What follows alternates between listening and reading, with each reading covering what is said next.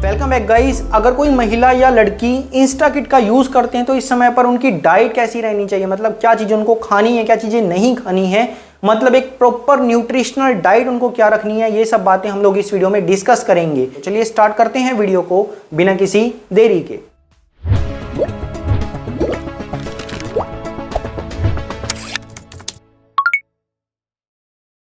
तो देखिए, जो 5 गोलियां आप लोगों ने लेनी है वो ऑलरेडी मैं आप लोगों को बता चुका हूं वीडियो में कि इन गोलियों को लेने का तरीका क्या है, टाइमिंग क्या रहेगी, मेथड क्या रहेगा, किन बातों को आप लोगों को ध्यान करना है। तो आशा करता हूं कि वो वीडियो आप लोगों ने अच्छे से देख ली होगी।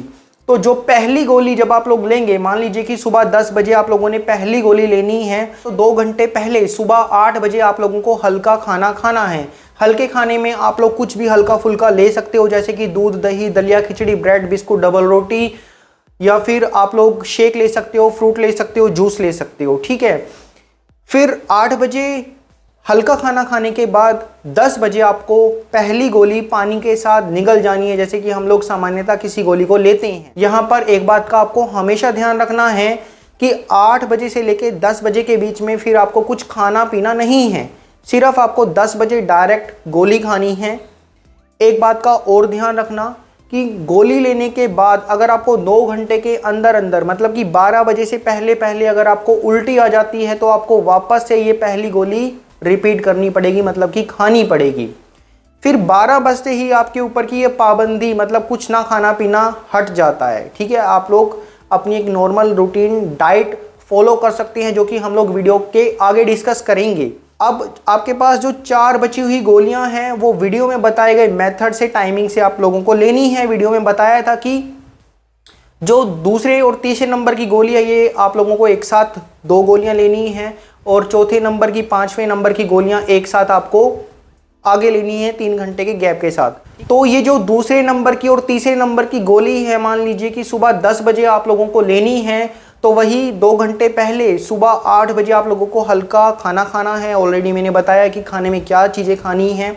फिर 2 घंटे के बाद आपको 10 बजे 2 गोलियां ले लेनी है, सेम बताए गए तरीके से। अब आपको यहाँ पर एक बात का ध्यान रखना है कि जो बची हुई 2 गोलियां हैं, चौथे नंबर की, 5वें नंबर की, वो आप लोगों को 3 घंटे बाद ले लेनी है, चाहे आपको ब्लीडिंग हो चाहे ना हो। अगर आप लोग मेरे बताए गए मेथड से किट को यूज़ कर रहे हैं तो जो ब्लीडिंग है वो 30 मिनट से लेके 4 घंटे के बीच में स्टार्ट हो जाती है। तो अगर आपको ब्लीडिंग स्टार्ट हो भी गई है तो आप लोगों को बची हुई 2 गोलियां लेनी ही हैं, जो कि आप लोगों को 1 बजे लेनी होगी। तो 10 बजे से लेके 1 बजे के बीच में आप लोगों को कुछ खाना पीना नहीं है, ना ही पानी पीना है, ना ही कुछ खाना है। 1 बजे डायरेक्ट आप लोगों ने सेम तरीके से 2 बची हुई गोलियां ले लेनी है। इन 2 गोलियों को लेने के 2 घंटे तक आपको कुछ खाना पीना नहीं है, मतलब 3 बज जाएंगे आपको और आप लोगों को खाली पेट रहना है। फिर 3 बजते ही आप लोग तरल चीज़ें ले सकते हो, तरल चीज़ें जैसे कि पानी हो गया, दूध हो गया, चाय हो गया। अब इस समय पर आपको ब्लीडिंग स्टार्ट हो जाती है। मोस्ट ऑफ द केसेस मैंने देखा है कि इस टाइम पर ब्लीडिंग स्टार्ट हो जाती है और पेन भी हो रहा होता है। तो ऐसी कंडीशन में आप लोग गरम गरम दूध पी सकते हो, चाय पी सकते हो, अदरक वाली चाय, तुलसी वाली चाय अगर आप लोग लेंगे तो इससे आपके पेट में जो मरोड़े उठ रहे हैं, क्रैम्पिंग जो हो रही है, पेट में जो दर्द हो रहा है, उसमें आपको रिलीफ होगा, आराम मिलेगा और ब्लीडिंग भी प्रॉपरली होगी, ठीक है।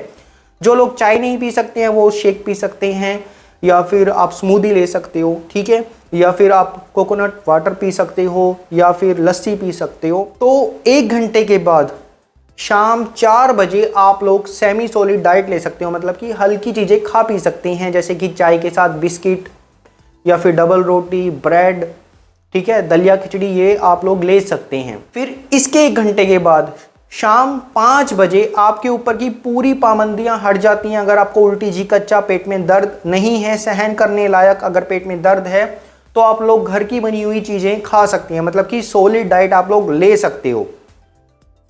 सॉलिड डाइट में क्या लेना है वो हम लोग आगे डिस्कस करेंगे अच्छे से। लेकिन देखिए, जो ये पहला दिन है जब आप लोगों को ब्लीडिंग स्टार्ट होती है, बची हुई 4 गोलियां लेने के बाद, इस टाइम पर पेट में दर्द हो रहा होता है और ब्लीडिंग हो रही होती है, तो अधिकतर महिलाओं को, लड़कियों को खाने पीने का दिल नहीं करता है।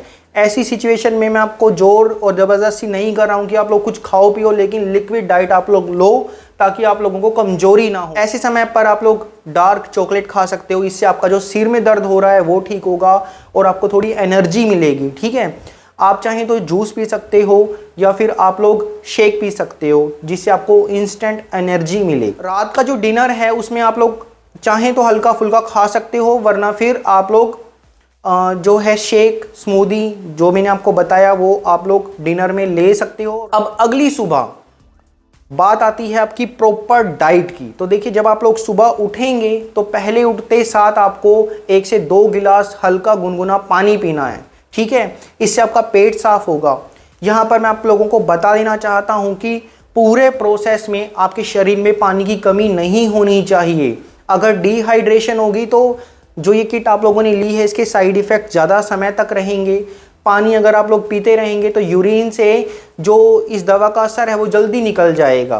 तो आपको पूरे दिन भर में मतलब 24 घंटे में 10 से 12 गिलास पानी पीना जरूरी है। तो सुबह उठते साथ सबसे पहला काम जो आपका रहेगा वो पानी पीने का है। फिर 1 से 1.5 घंटे के बाद आप लोग जो चाय पीते हो, दूध वाली चाय, हर्बल चाय या फिर ग्रीन टी पीते हो या फिर कॉफ़ी पीते हो, वो आप लोग पी सकते हैं। चाय के साथ आप लोग चाहें तो बिस्कुट, टोस्ट, ब्रेड आप लोग ले सकते हैं। फिर ब्रेकफास्ट में जो हमारी इंडियन डाइट है जो कि पूरे भारत में मिल जाती है, जैसे कि दलिया खिचड़ी हो गया या उपमा हो गया, ओट्स हो गए, पोहा हो गया, डोसा हो गया। प्लेन डोसे की बात है, मसाला डोसा मैं आपको नहीं बोल रहा हूँ, ठीक है। तो प्लेन डोसा आप लोग ले सकते हो ब्रेकफास्ट में।